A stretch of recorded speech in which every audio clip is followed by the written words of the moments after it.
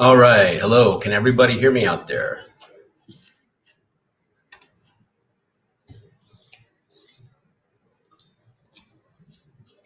Hello, hello, testing.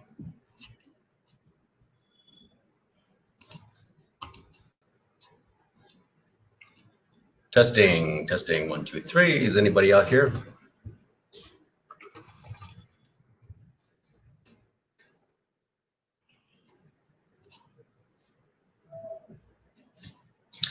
All right, so it looks like we have a few visitors popping in. Can all you guys hear me out there? All right. Great. Okay, so at long last, I've been looking forward to doing this Camera World talk for quite some time. My name's Craig Boehman, and I'm an American photographer based out of Mumbai. And right now we're in lockdown, so it's great that I'm going to be able to talk about one of my favorite subjects today, which is street photography. And we'll just wait for a couple more people to come on here, and then we'll get started. So what I'll do is just do a brief introduction here. I'm going to get us on another screen.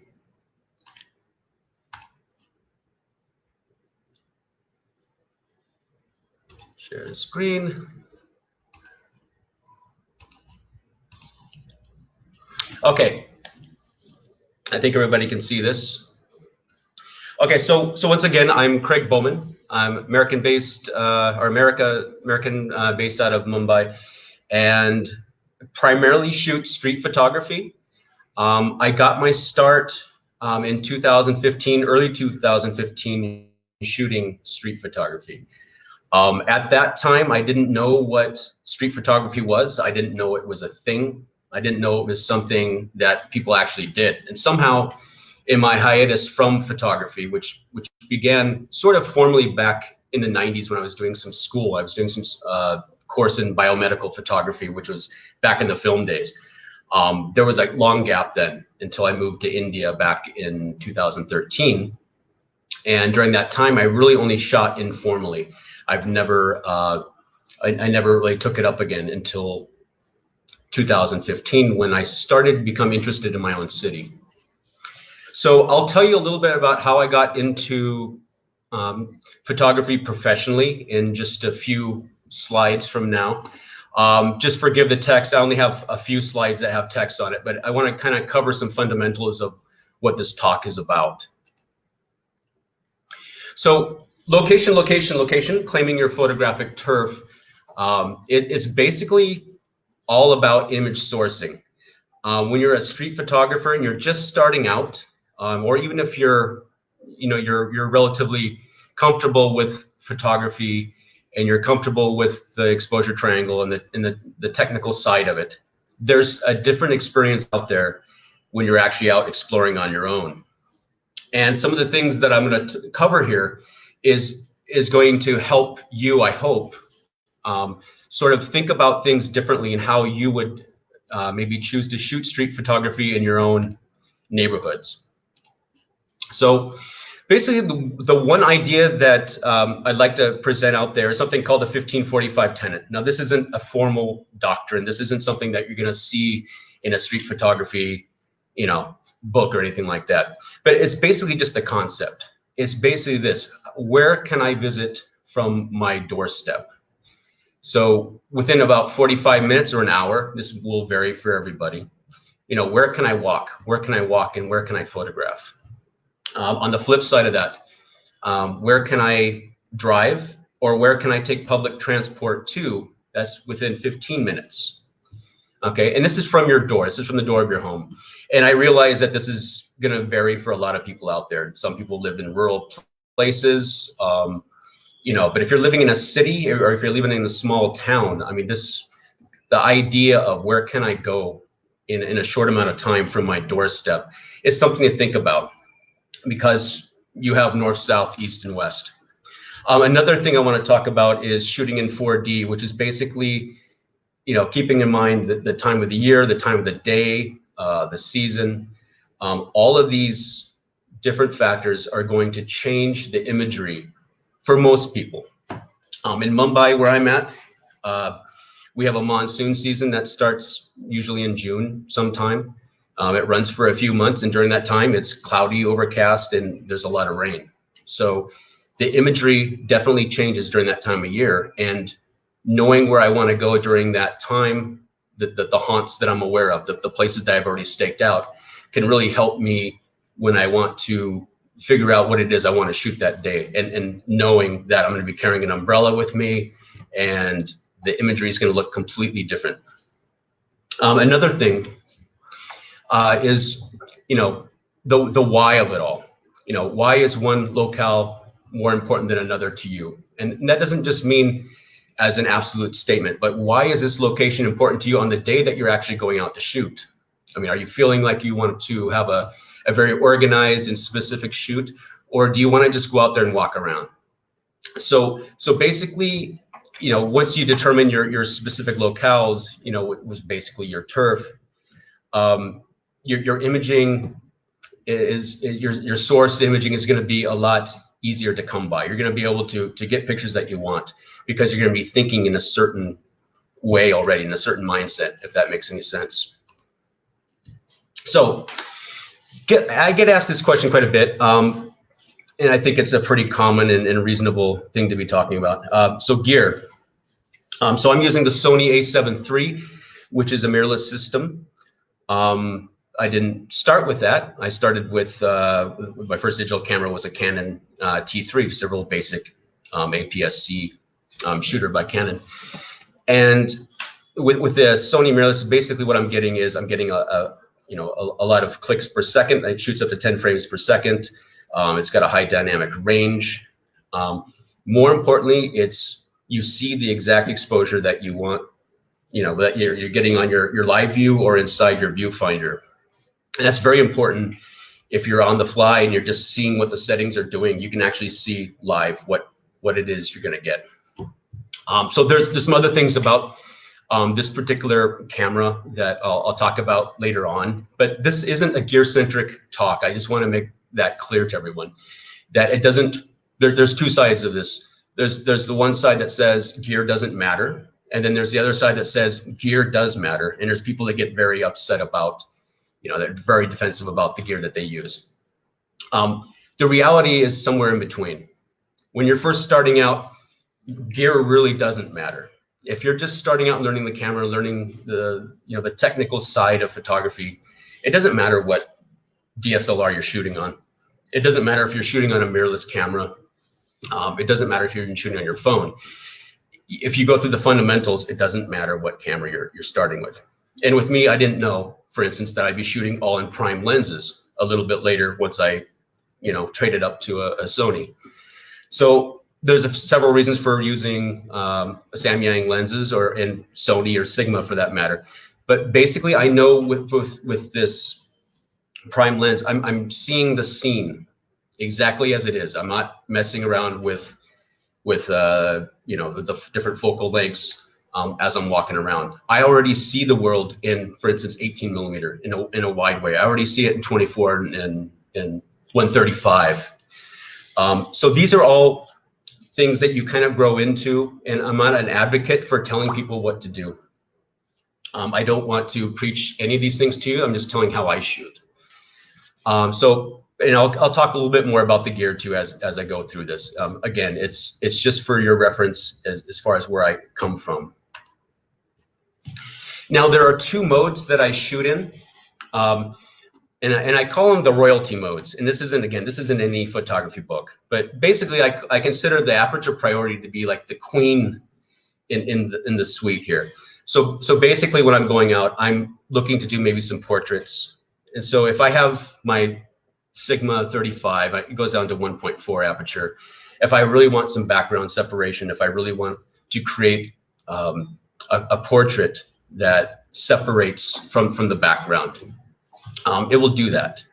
And so I'll walk around, I'll set it to f1.4.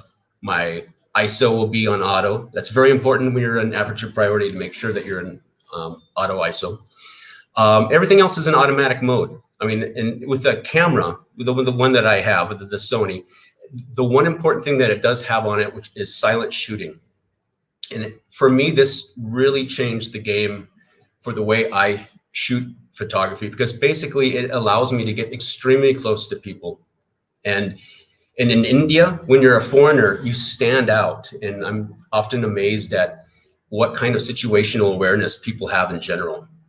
I mean, when I started out with a Canon, I would be looking through the viewfinder, and I swear every time I was aiming it at somebody, they would turn and look at me. And it was very intimidating when I first started out. And I realized I was kind of approaching it wrong. Like I shouldn't be expecting someone to spot me, because it was important for me as someone who loves candid photography. Candid street photography is my thing. It's extremely important to have silent shooting. And another thing that the Sony a7 III has on it, and I think some of the mirrorless Canon and Nikon also have this, which is a minimum shutter speed, which is kind of built into the aperture priority setting. So if you haven't heard about this before, basically I can set my shutter speed minimum to say 1/1000th of a second. If I'm traveling in an auto rickshaw and it's really bumpy, it's stopping and going, it's almost running into cows on the road, I need my shutter speed to be extremely high. Sometimes 1/500th of a second isn't enough. I'll set it to 1000. So what happens is, you know, I'm still getting the aperture that I want. If I'm shooting wide open at 1.4, 1.8, I'm going to have my camera set up. It's going to be at 1/1000th of a second, and then my ISO is going to be affected accordingly. So that's going to be a little higher, obviously, since everything else is kind of set that way. Another mode that I prefer, but it's not always possible. It almost never is possible when you're just walking around casually. It's manual mode. I use this for, and everybody else does too, for sunrises, sunsets, and in extremely low light situations. And like in this picture right here, for instance, this was in manual mode. I was opened up all the way. I was focusing on this guy right here. And I hope this is resolving so you guys can see this. So even the silhouette in the background is slightly out of focus, but I have a focus right on this guy right here. And basically it's in manual mode, and I'm probably shooting at 1/6000th of a second or 1/8000th of a second, and ISO 100. So what happens then is it kind of exposes for the ambient light in the background, for the highlights. It's very important to have manual control in extreme lighting situations for me. And I also use manual mode for a host of other things. I mean, I use it for shooting backgrounds and templates and for composites and for fine art photography.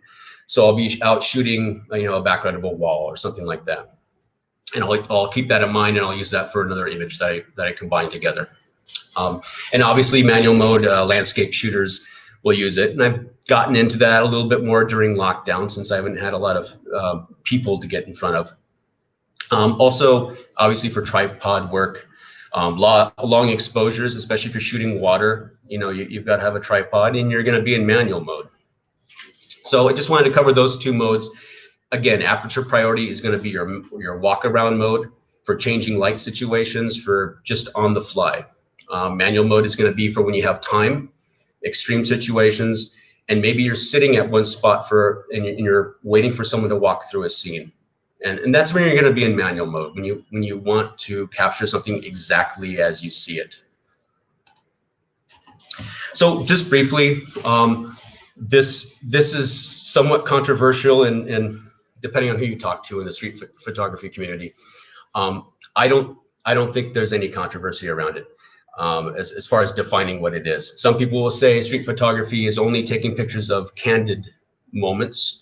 Some people will say you have to have people in it. Some people say it has to have a street. It has to be in a city. I come up with a couple different definitions for this. Short definition, basically, street photography is public photography. It's anywhere in the public domain that isn't private property. The subject matter can be just about anything, with emphasis traditionally on people and or their immediate environments. So that covers just about everything. The short definition is the one I prefer, though, which is street photography is public photography. And what that means is anything goes. Let's not let definitions stand in the way. The important thing to know about street photography, though, is that it is formally like a subgenre of maybe documentary photography. It's been around for a long time. And the question is, what is street photography? Isn't really a dumb question. I had no idea that this genre even existed before 2015. Why street photography? This is going to be different for everybody. And hopefully you can relate to some of the things on here if you've already shot some street photography, or if you're thinking about getting into it, or upping your game and doing it a lot more. For me, starting out, it was basically a way to explore Mumbai. And the first 2 years I was here, basically, I was doing a lot of writing, freelance projects and things like that. And I didn't really get out to explore the city. And it was also very daunting to me. I mean, I'm in a city of 20 million people. It's chaos everywhere. I learned to love the chaos, but street photography actually pushed me to get out and explore the city because I wanted to get different shots. I'd hear about all these strange places, fascinating places, and I want to go see what those are. And so obviously I was compelled to do that. Another huge facet, which some of you may be sort of keen to, is the socializing aspect of photography. Walking around with somebody, taking a friend, taking a relative, taking a colleague, taking a stranger. And that's what I do. I've done a lot of workshops, usually foreigners coming into Mumbai and they're just passing through. They'll book me for a few days. I'll take them around town. And there's also if you're into social media like Twitter and things like that, you're going to be, talking to people from your own city, and you're going to end up meeting a lot of them. And I've actually ended up meeting a lot of good friends on Twitter, and who also have an interest in street photography. And last but not least, excuse me, for me, during lockdown, I've come to realize that I also like doing fine art photography. And that's a different process, but basically I'm using street photography as sourcing for a completely different genre of photography. And it's something to keep in mind. If you're shooting street photography years later even, and I go back through my images all the time on Flickr here, you're gonna see some images that can actually be used for something else. And let me just see where everybody is here. We're still doing good? Okay. I just wanted to check back to make sure I'm not talking to nobody here. I want to share this image with you. This was shot in July of 2015. There's a lot I don't like about this image. I don't think it's great. If you look at it, you can see it's pretty blurry. And basically I shot this, I think, at around 1/40th of a second. Yeah. At 131 focal length, f11, ISO 200. So what does that tell you? It tells you that I was using the wrong settings, but I know for a fact I was on the railing shooting down at the street, and I was trying for a greater depth of field, and I was capturing traffic or something like that. So when I saw these guys coming on this bike, they were making some noise, and I look over and there's like 3 guys on a bike, and I go, okay, that's kind of cool. So I whipped around. I wasn't ready for the shot with my settings. I wasn't in aperture priority. Took the shot. I looked at it when I got back.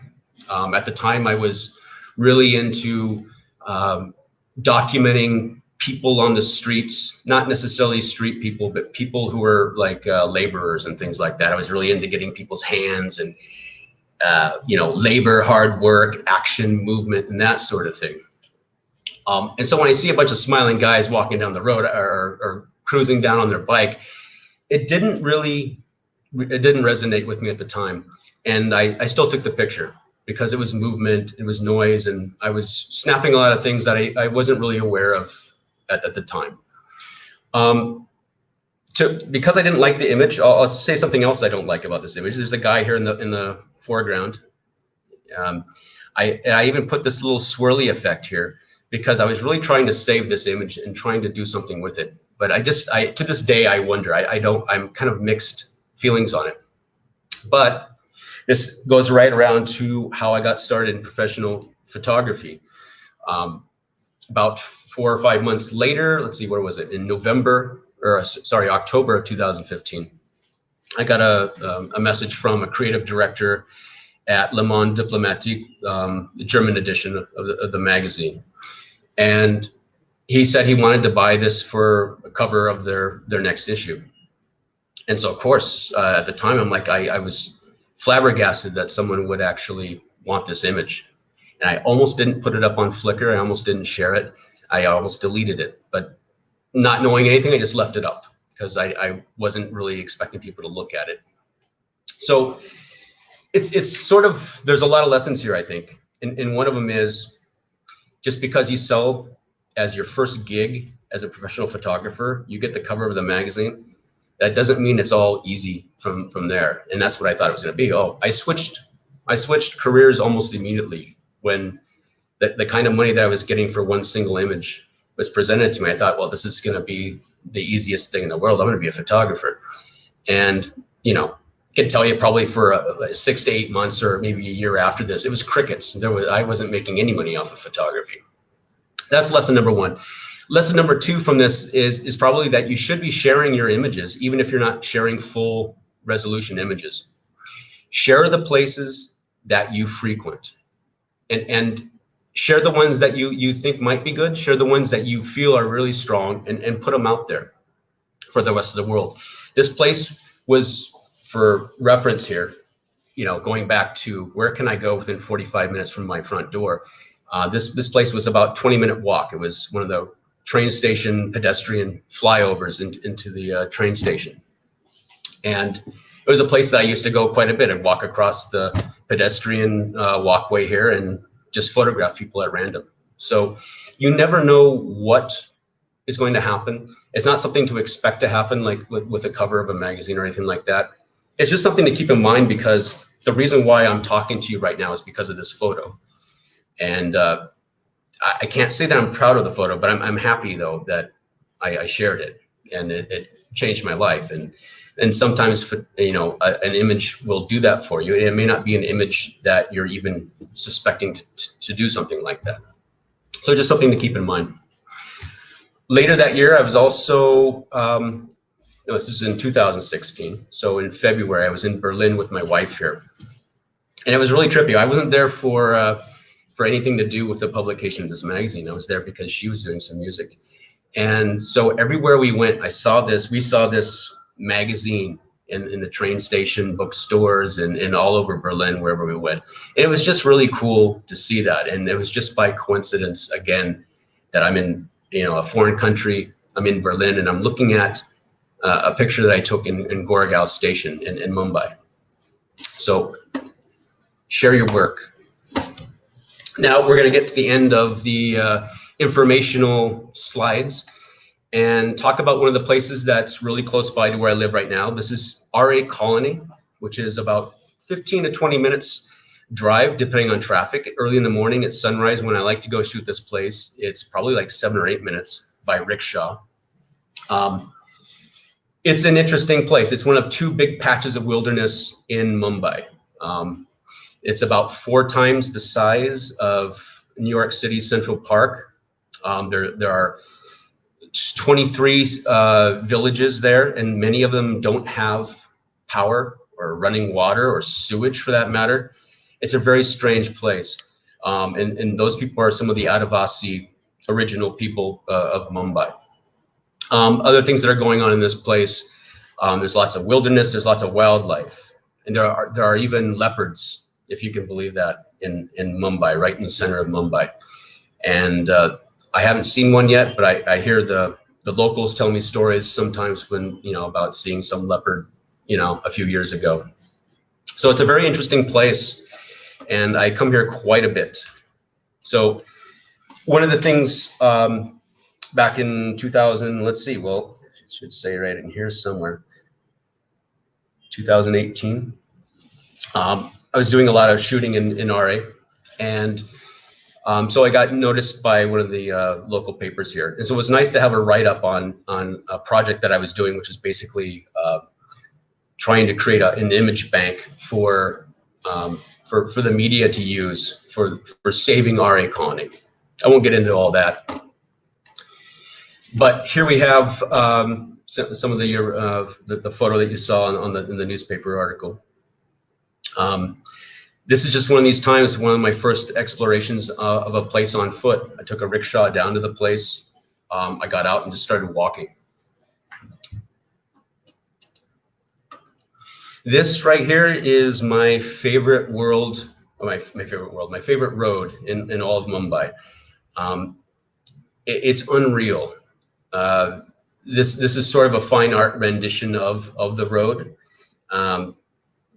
The colors are, it's looking like autumn. So the colors are really just enhanced a little bit, but there's not really much, that was done to this photo. It was taken with a 135, so there's a lot of compression. So it kind of has this, this look that you don't typically see. It looks a little painterly, but it's one of the places that I go to, excuse me, quite a bit. Here's another shot of the road. It's further up. So this place is just tree lined, and it's perfect for just walking. I'm always tempted to photograph on the road, though. I never relax. I'm relaxing in between shots, basically, but I'm always finding subjects down here. It's just an amazing place. If I'm lost for ideas for something to shoot, kind of going back to the strategies, things to think about, it's good to have a place that's a default place that you can just automatically go to and not think about anything. If you don't want to just walk in city streets, if you don't just want to walk in suburbia or wherever, have some place that's sort of a refuge. Think of some place where you can get a lot of images and just go there and don't think about it. Just shoot. Concentrate on improving your photography. Again, this is another shot of the same road. Lots of packs of wild dogs. They're really harmless, really friendly, actually. And some of RA Colony, this is the only patch I'm aware of, but it really has this Jurassic Park sort of look. This is a sunrise.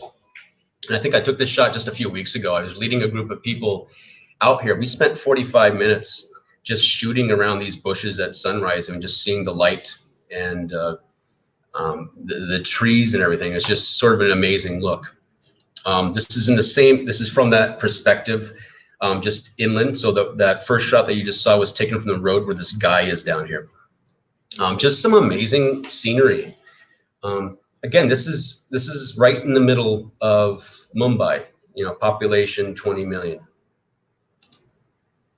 And here's another shot. So this kind of looks like some landscape kind of photography. I'm not a landscape shooter. I don't pretend to be, but sometimes you just can't help but shoot things that you're not set out, you're not planning to shoot because it's just so beautiful and it's hard to pass up. Back to the socializing aspect of why shooting, street photography. Basically, sometimes you'll be able to network with people. There are some workshops that I used to take, and here's one guy that was working for that company. He was into macro photography, so he's out right now shooting a spider. And he told me all these stories about these spiders that are on these tree barks that are specifically for this tree. And while I'm a people guy, I'm out there looking to shoot photography. I couldn't help but sit and listen to him talk about these spiders and showing me the different species and stuff. So it was really interesting when you network with somebody who's not shooting your genre. I mean, it's a good thing to do because they really have some great insights. And he's just shooting with some sort of, homemade softbox here. And here he is, he's shooting another spider on one of these blades of grass. Happened to catch this butterfly on his hat towards the end of our shoot. There's other people along the road. This guy here is somebody who's in charge, sort of a government project for replanting some trees in RA Colony. So I'll stop and have conversations with people along the way, especially if they're doing something interesting. Or in this case, I thought it was suspect at the very beginning because I didn't know what he was doing. I thought he was planting something that didn't belong there. I had a nice conversation with him and figured out what he was up to.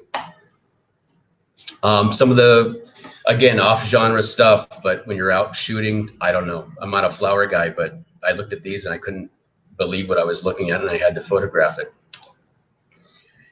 I know this is a morning glory here. I'm pretty sure.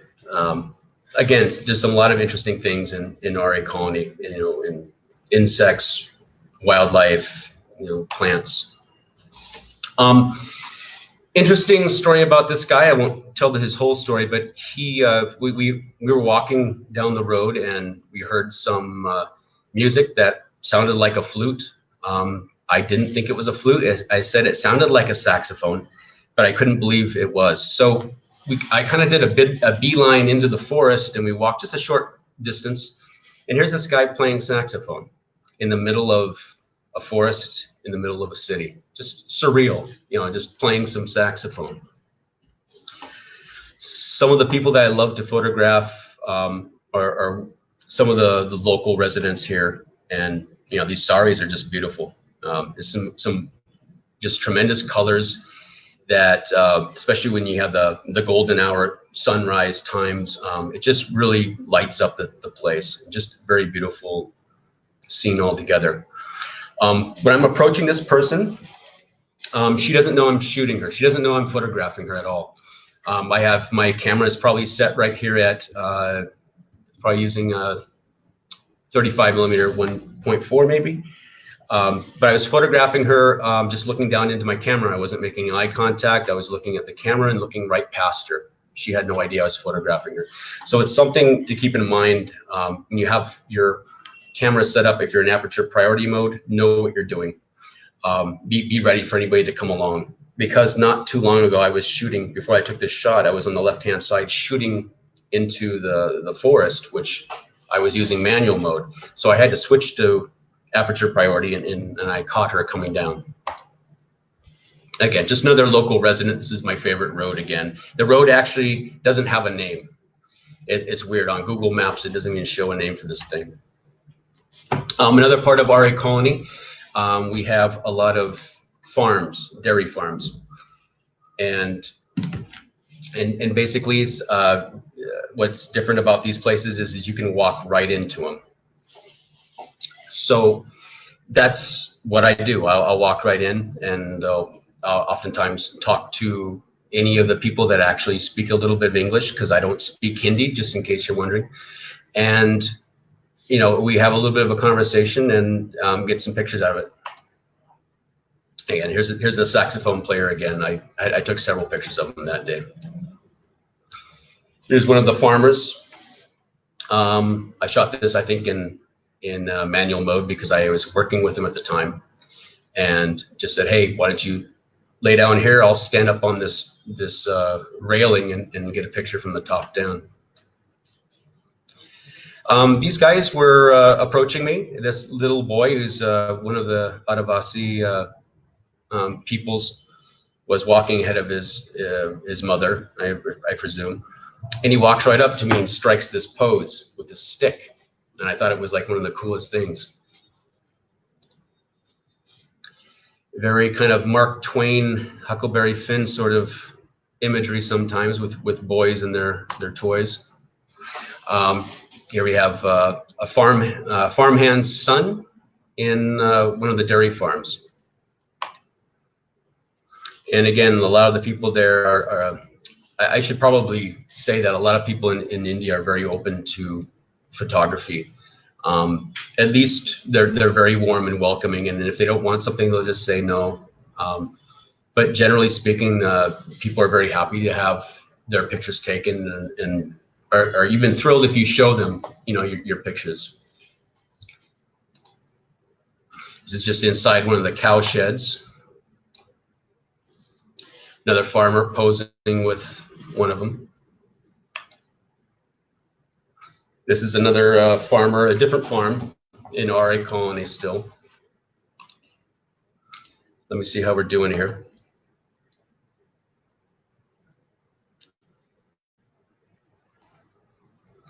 Seeing some questions in here, I'll try to get to them. Somebody asks, how do I decide whether or not to convert an image to black and white or keep it in color?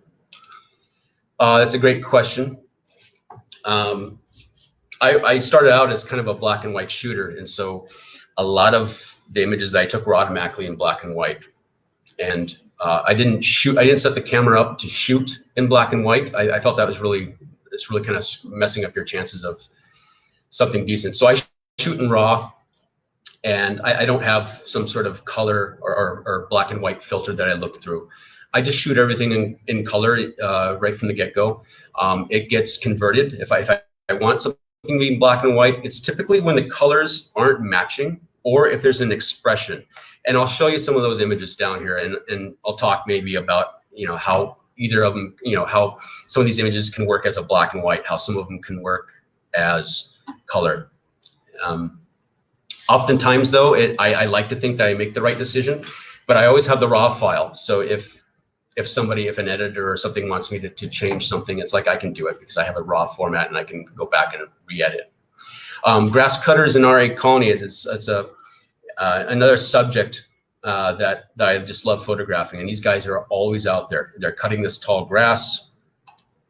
They're bundling it up, hauling it over to tempos, which are these little trucks here.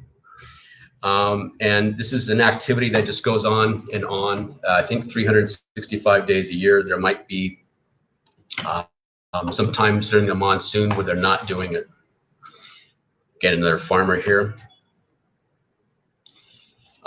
These are some locals. This is, again, the same road. I mean, a lot of my photos here are taken along one single road, and the place is pretty massive. But there's a lot of subject matter, at least if you keep going to the same place again and again. Residents against a backdrop here. Here's an example of something that I wouldn't absolutely do in black and white and all, because you have all one color here. That's going to be one tone in black and white. These guys necessarily aren't going to be standing out against that. And having these guys stand out against an all green background as it was seen is kind of a good idea. So essentially one rule for me about converting black and white is to make sure that the image pops. I mean, try to have the subject pop from the background. If black and white serves that, do it. If color works better, keeping in mind some of the rules of colors, if you're into that, that's also something to consider. RA is also a place where I take models, and when I was doing some portfolio work for commercial work. And this is an example of a failed shot, because what I'm doing here is I'm taking a picture of a Drakkar Noir bottle. Okay, and obviously the problem here is it's covered up. It's a terrible prop. Don't ever shoot cologne in the middle of a forest when the subject's hand completely covers it up. But anyway, what you can do with your street photography imagery, or any sort of imagery that in places that you travel to frequently, is do something. What I like to do is like convert things into fine art. Okay, so the only difference here is I, obviously change the background and the scene and the mood, but also change that bottle to a flower to make it more sense. Just another shot of this model. Also, sometimes things happen when you're walking along and you have a set list of, a shot list of things that you want to do. This tree and this truck were viewed from the road, which is off screen to the left. This was shot on a 35mm, I believe. So I was shooting, I had to stand back even quite a distance just to get this tree in. But there's just some scenes that you can visualize from where you are, and you know that you have to get the shot. And there's probably a lot more I could have done with her for posing and things like that, but I didn't want to make some of the grass cutters angry, because we didn't want, I didn't want her playing on the truck to make it look like we're, crossing any lines, because these guys have machetes, so you don't want to make them mad. And again, I'm just showing some of the shots of some of the things that I do. Again, this is RA. This was actually a composite image of a model that I shot in the studio and just kind of transposed into an RA grass field. Moving right along to the villages.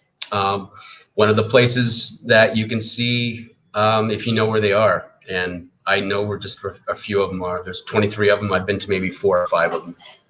They're not places that I typically walk onto without an invitation. This is one of those villages. I really love this shot. I saw these two just poke out at me, and I just saw this juxtaposition that was just perfect.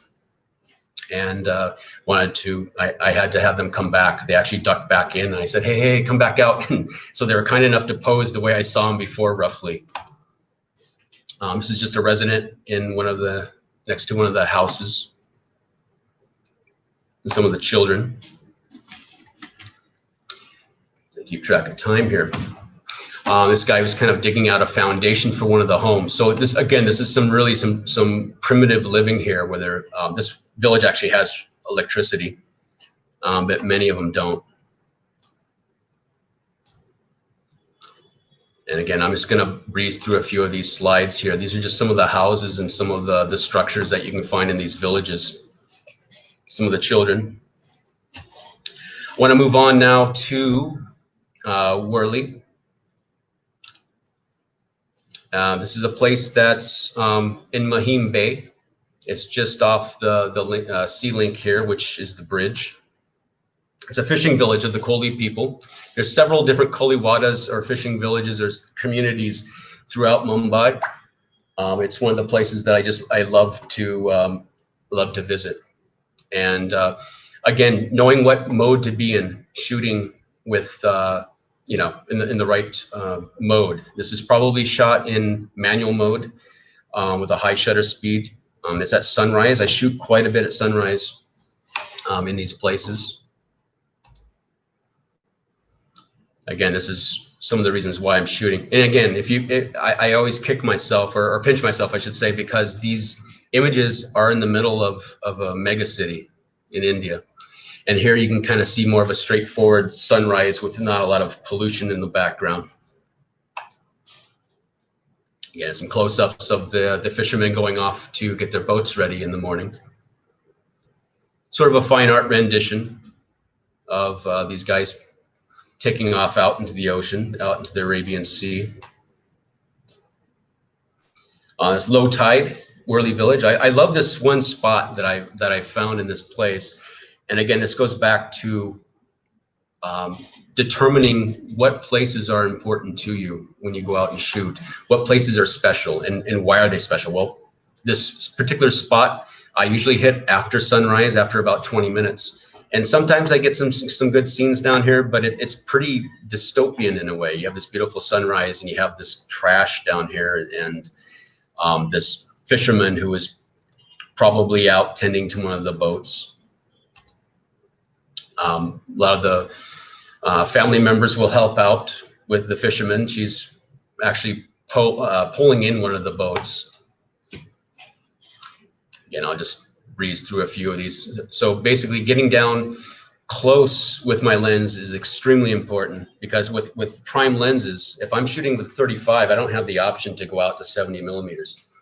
And I know that going into it. And so it's kind of a strength. I have to basically focus with my feet. This is a shot of the village kind of from across the bay. This is over here, if you can see my cursors where I was showing you the pictures of the village. This is across the village here. Just kind of a close-up of the bridge. Not a very good photo here, but it was just one that showed the the size of this thing. So you get an idea of the perspective, the scale. Again, back to Whirly Village. Again, thinking in terms of 4D, making sure that it's that you visit places, at different times of the day, different times of the year. This is kind of a probably pre-monsoon when you're getting a lot of fog.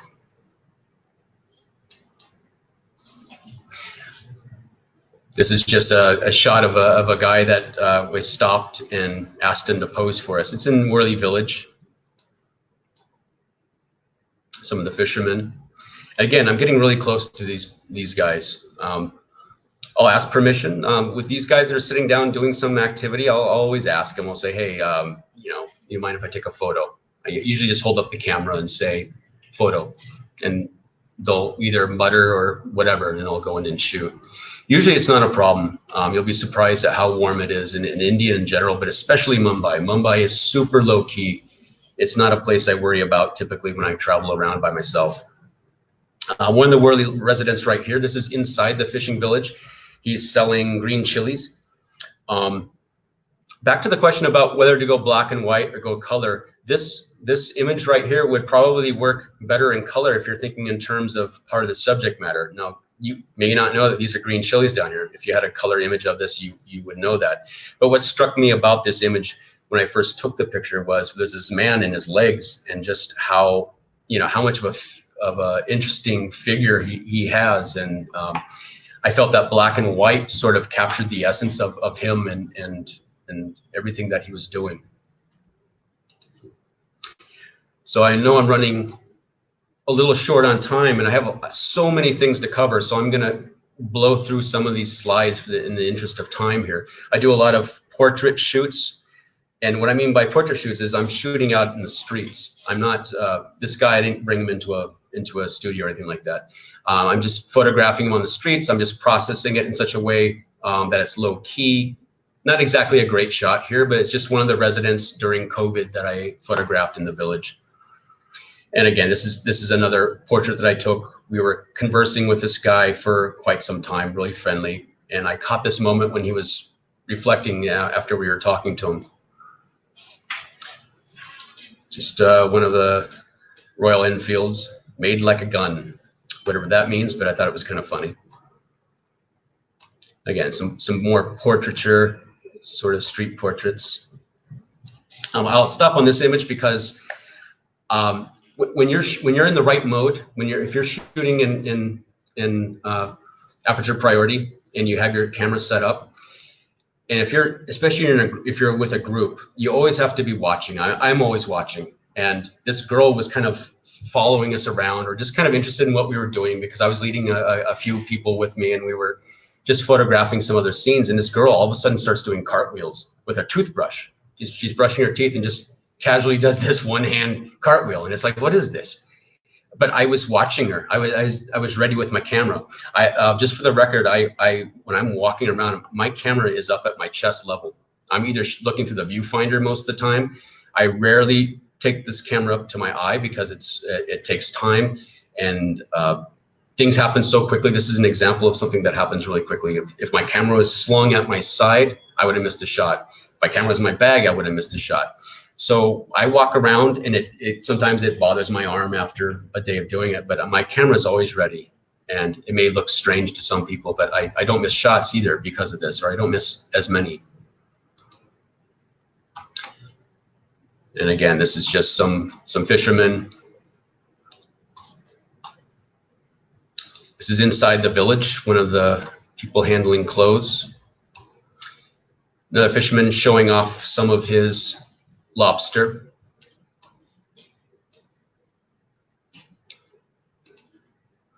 Just checking back with everybody here.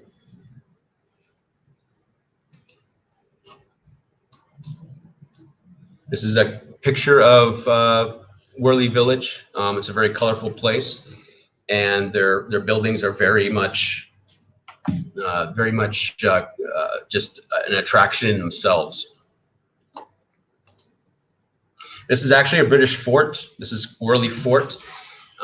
It was actually built in, let's see, 17th century, 1760, something like that. Some people think it's Portuguese, but it's actually British. This is a shot from the top of the fort. This guy was just kind of standing there doing this gesture. It's not a great shot by any means, but what I like about it is it's kind of showing the old and the new. The old being the village here, that's right here in the mid-ground, and then we have Whirly and proper Mumbai, the city off in the distance. I want to get around to taking some questions. I have a lot of slides to cover, and we haven't even gotten through most of them. One thing I will do is I'll cover this beach really quick. Versova Beach is another place that's a go-to spot that I really love, and it's a phenomenal place for a lot of different subject matter. We have boatmen, you know, these guys that they ferry people across when they're not working on other projects like farming or fishing. This is just along the beach. Kind of a fine art rendition here of people. I really like these kind of moments now. The things that I didn't like when I was starting out, I look for these moments of connection between people. And it sort of has this dreamy sort of old photo vintage vibe to it that I like. You know, I added the grain into it, kind of faded it out a little bit to give it, you know, sort of another feel to it. The opposite side, there's some stuff that you can do, again, in manual mode. You know, you get some nice silhouettes.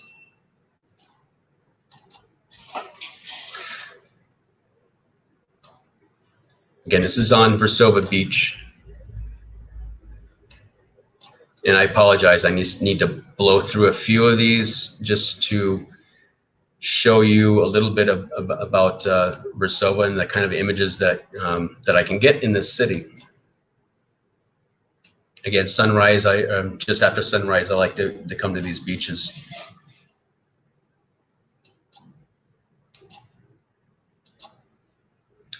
So what I want to do is I want to open this up to some questions. I'm not sure how many questions we have. If we have a lot, I will tend to them now because I think we only have 10 minutes left. I want to answer anything that anybody has right now. And if not, then I'll go back to the slides, but I'd really like to see here what we've got. How much do I do in post? These days, I tend to do a lot in post, to be honest. I do a lot of fine art photography now. And so I'm taking a lot of my images and I'm really post-processing them. I'm not gonna lie about that. When I'm shooting documentary though, or things that I like, some street photography, quote unquote, I don't process that a lot. I'll just make sure the image is sharp. I'll do some color corrections. Or I'll do a conversion into black and white or something like that. It just really depends on the image. There's a question here about did you get a model release for signed for the magazine cover? It's a great question, actually. And no, and the law kind of is for editorial that you don't really need a model release. If you're using commercial work, then you absolutely need a model release, and most people won't even take it. I mean, most editors or most commercial clients aren't going to take any photos of anybody who's recognizable. Some people are even more strict, and if they even see a person's head or a hat, they're not going to do. They're not even going to work with you unless you have a model release. Let's see, what else do we have here?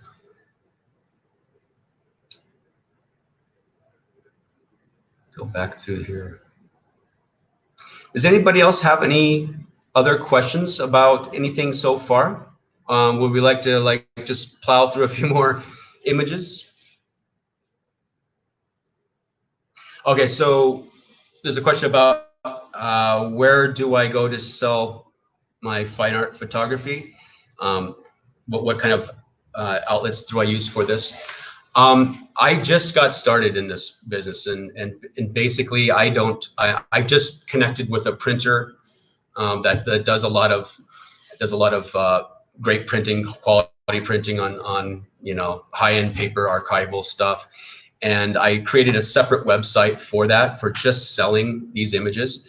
I offer limited editions on the website. I just started this like within the last couple of weeks. It's brand new. It's a different business altogether, and I'm still learning it, to be honest. So basically, I have the images on my website that I want to sell. I'll share it out to social media, and that's how I do it. I don't really have a fine art rep or any galleries or anything like that. I've exhibited some things, but not like limited edition stuff. How do I focus? So my focus area is set to wide on my camera, which is typically what they recommend. I have eye autofocus on the Sony a7 III, which is absolutely amazing. So I'll always have that turned on. It's automatically on, I think, now anyway, even with these new firmware updates. So yeah, I don't know if that answers your question, but basically I'm always checking out eye autofocus. I'm just looking through my live view screen on the back and seeing that I got the focus, and I take the picture. It's really easy on this camera to do. It's not like some other cameras that I've had where it's very difficult.